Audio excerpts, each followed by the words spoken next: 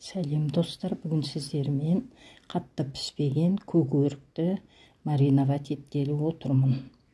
Осы видеоны сіздермен бөліскелі отырмын. Оған көкөрікті теріп алдым. Керекті заттар өрік, қант және тұз керек.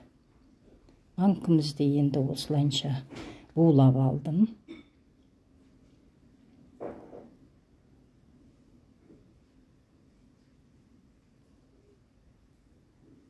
Енді бір тал лавровый жапырағы мен бір тал мята жапырағы керек.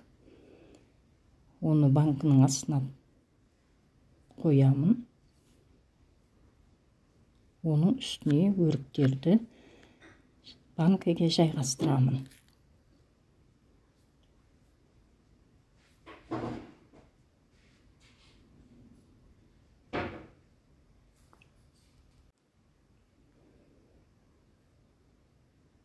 Осылайынша банкіге жайғастырып алдым.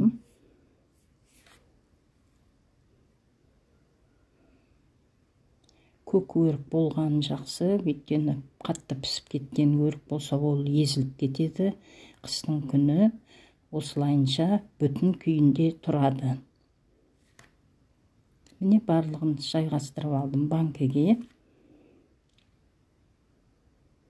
Енді оның үстіне 3 қасық, ас қасық тұз саламын.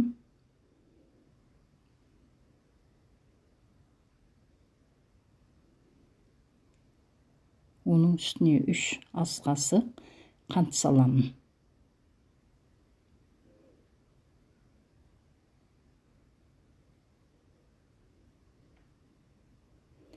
Енді 60 градустағы суымызды, қатты қайнамау керек су, үстіне құйып, банкіні толтырамын.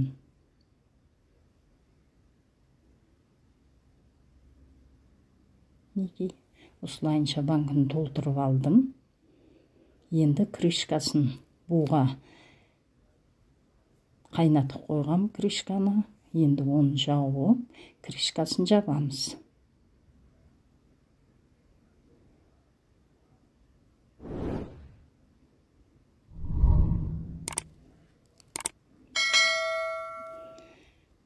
Осылайынша төңкеріп қоямын. Бір күнге қалдырам, үстін жылы етіп жауып қоямын. Бір түн қалады.